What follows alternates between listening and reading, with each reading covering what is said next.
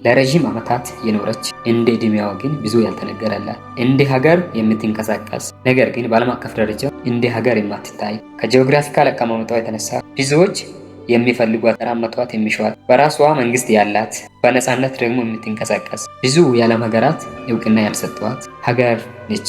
በዛሬ ቪዲዮ ስለዚህ ሀገር በደንብ የምንቃኝ ይሆናል። ምናልባት ለቻናላችን አዲስ የሆናችሁ ሰብስክራይብ አድርጋችሁ እንድትጀምሩ ከወዲሁ አደራ እንላለን። እስከ ቪዲዮ መጨረሻ አብራችሁን ቆዩ።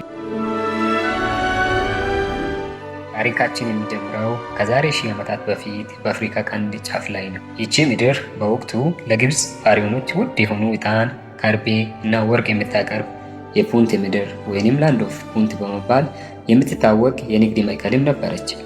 ቀይ ባህርን ተከትላ የተዘረገችው ይቺ ምድር ከጥንት ጀምሮ የዓለም ንግድ መተላለፊያ በራፍ በመሆንም አገልግላለች። በዘመናት መካከል እስልምና ወደ አካባቢው መስፋፋት ሲጀምር የዘይላ ወደብ ዋና የንግድና የሃይማኖት ማዕከል ሆኖ አገልግለዋል። የኦቶማን ቱርኮችና የግብፅ ገዢዎች በተለያየ ጊዜ ይህንን ስልታዊ ቦታ ለመቆጣጠርም ሞክረው ነበር። ጊዜው ወደ 1900 ክፍለ ዘመን ማገባደጃ ሲቃረብ የአውሮፓ ሀያላን ሀገራት አፍሪካን የመቀራመት ፉክክር ውስጥ ገቡ። እንግሊዝ በወቅቱ በየመን ኤደን ለነበረው የጦር ሰፈሯ የምግብ አቅራቦት በተለይም ስጋ ለማግኘት ስትል የሰሜኑን ክፍል የአሁኗን ሶማሌላንድ በሞግዚትነት መግዛት ጀመረች። ግዛቱ ብሪቲሽ ሶማሌላንድ ተብሎም ተሰየመ።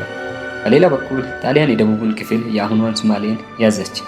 ለብዙ አስርት ዓመታት በእንግሊዝ ስር የቆየችው ይቺ ምድር እንደ አውሮፓውያን አቆጣጠር ሰኔ 26 ቀን 1960 ዓ.ም ነፃነቷን አገኘች። ይህን ቀን ለሶማሌላንድ ሕዝብ ልዩ ቀን ነበር።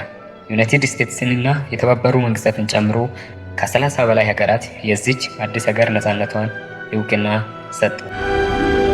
ነገር ግን በወቅቱ የነበረው ስሜት ሁሉም ሶማሊኛ ተናጋሪዎች በአንድ ባንዲራ ስር መሰብሰብ አለባቸው የሚል የፓን ሶማሊዝም ህልም ነበረ። ይህ ህልም የሶማሌላንድን መሪዎች አንድ ውሳኔ ላይ እንዲደርሱ ገፋፋቸው።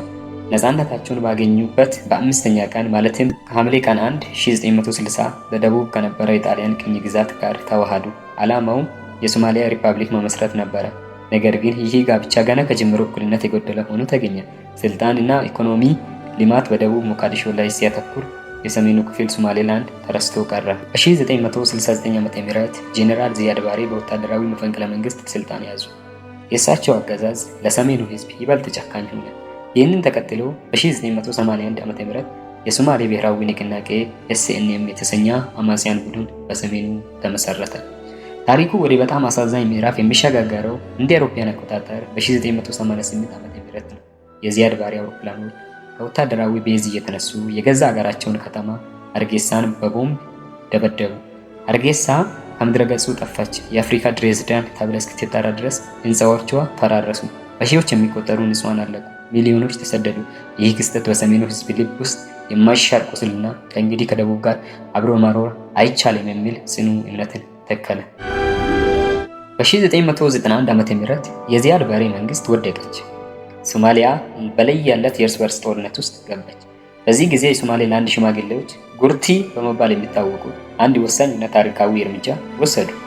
በቡራው ከተማ በተደረገ ትልቅ ጉባኤ እንደ አውሮፓውያን አቆጣጠር ግንቦት 18 ቀን 1991 ዓ.ም ከሶማሊያ ጋር የነበራቸውን የ30 ዓመታት ውህደት አፍርሶ የሶማሌ ላንድ ነፃነት መልሰው አወጁ።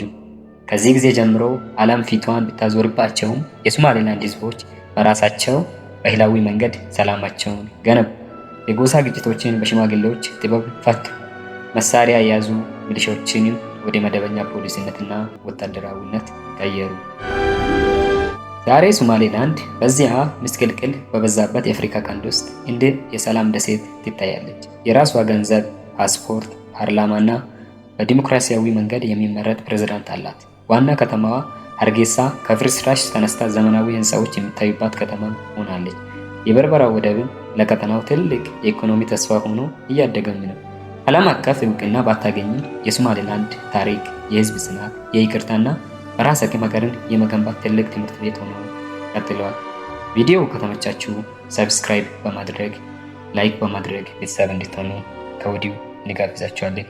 ቻናላችን ገና አዲስ ስለሆነ በደንብ ለብዙዎች ተደራሽ እንዲሆን ሰብስክራይብ ላይክ እያደረጋችሁ ሰፖርት እንድታደርጉ አደራላችኋለሁ። አመሰግናለሁ።